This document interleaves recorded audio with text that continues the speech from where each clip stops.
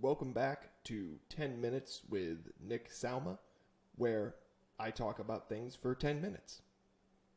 And then I'm done. Welcome back. Today we're going to talk about why casting is both an actor's best friend and not an actor's best friend, but never an actor's enemy. That and more. 10 Minutes with Nick Salma.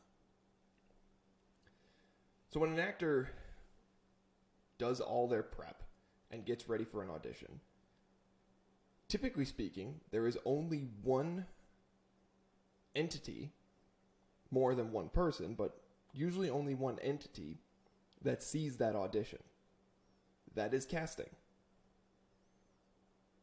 They're the only ones. All that work, all that prep, all the time you spent creating a character, crafting a scene, worrying about what's behind you, worrying about your lighting, setting everything up for your self-tape. The only person seeing that is the casting director or the casting associate. Sometimes the casting intern. Is that a thing? Do casting offices have interns? Probably, but I don't know for sure. I'm assuming they just fall under the realm of casting associate. Maybe? I don't know. Anyways. But if they're the only ones seeing your audition, it doesn't mean that your audition is fading away and just sort of disappearing into the ether. It means that somebody is looking at the work that you're putting out there. And what that means is that you've been given a chance to be memorable. Either in a good way or a bad way, but memorable. So if you're putting your best work out there and you know you're rocking it, well, just because you don't get picked for the part, it doesn't mean picked for the part. Just because you don't get cast, it doesn't mean you haven't made an impression, haven't made a positive impression.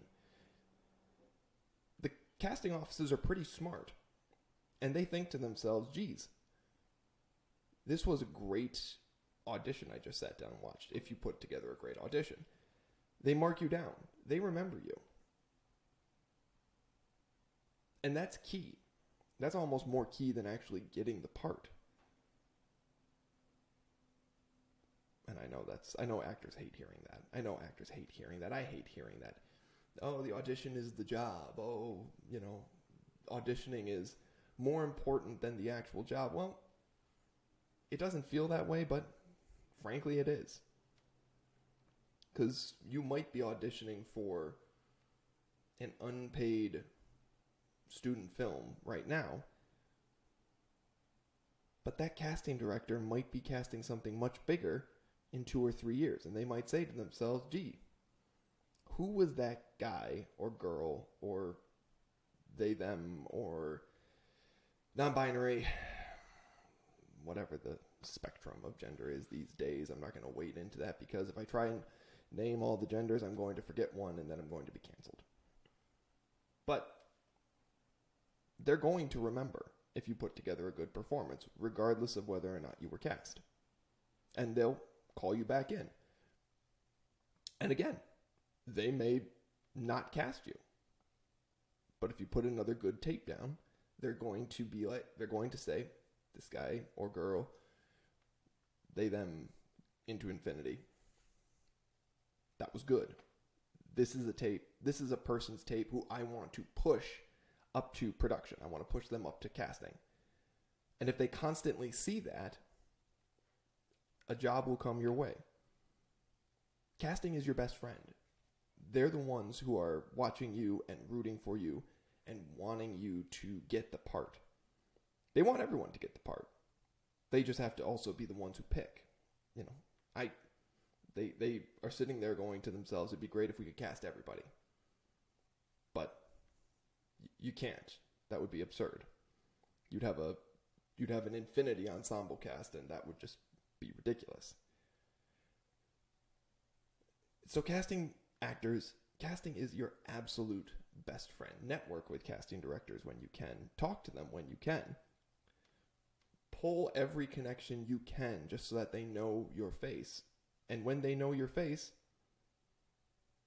just be nice. Don't ask for crap. Just be nice. Just talk to them like human beings. Ask them questions about the industry. They know more than you do. Because most actors, at least in my experience, don't really know the production side of the house, or they're wrong about the production side of the house. So talk to casting directors. Learn from them. Learn the kinds of obstacles they hit trying to cast their favorite actors. Because oftentimes they have an actor who they've just been pushing and pushing and pushing and pushing and pushing, and that actor doesn't get up to production. Networking shouldn't be, oh, I'm so glad I met you. Can you give me something? No. Make casting your best friend. Even if in your heart of hearts you think to yourself, casting hates me. Make casting your best friend. Make you known to casting for good reasons. Don't make you known for bad reasons. Horror stories abound. Go to Audition Pro, at Audition Pro LA, for Miss Stiglitz, Samantha Stiglitz, who was a casting director for a long time, was a casting director, casting associate for a long time, and is now an acting coach. And she'll, on her TikTok, on her Instagram page, she lays out horror story after horror story of really just interesting choices by actors, but she also tells stories of some of her favorite actors. And she tells a lot of great advice, and she tells a lot of ways that you can be casting's favorite actor, regardless of whether or not you are cast in the process. Now, having said all that, I said at the beginning, casting is both your best friend and not your best friend, but never your enemy. How is casting not your best friend?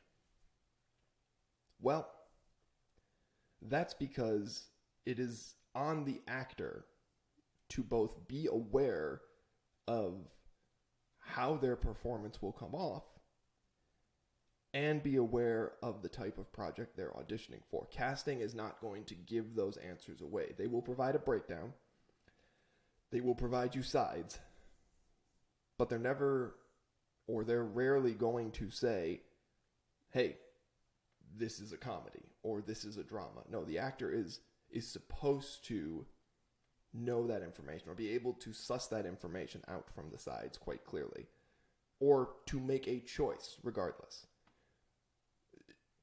Casting's not going to just spoon feed you all the information, because why should they? You're an actor, you're supposed to do script analysis, but in that sense, they're also not your best friend. They're not going to just say, oh, here is all the information that you need to make. Here's the choices I'm looking for. Here's the props you should use. Here's the lighting I expect. Here's the background I expect.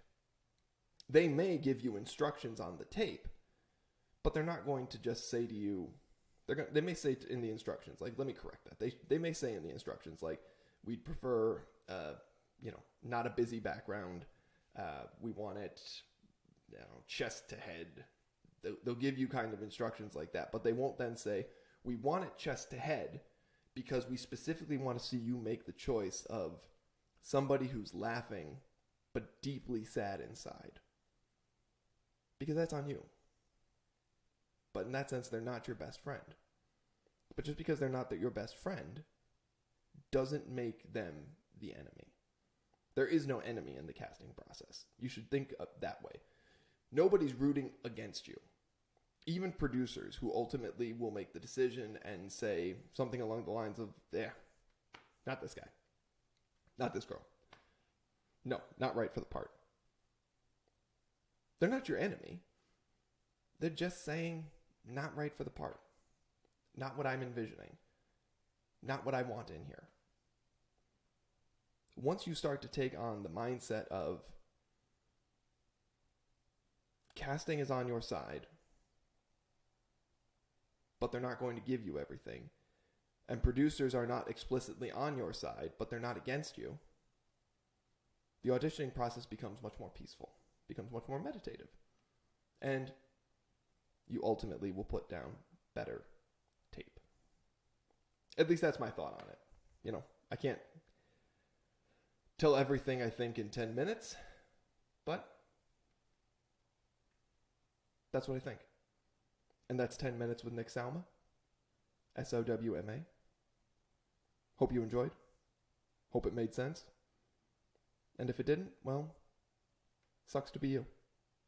See you next time.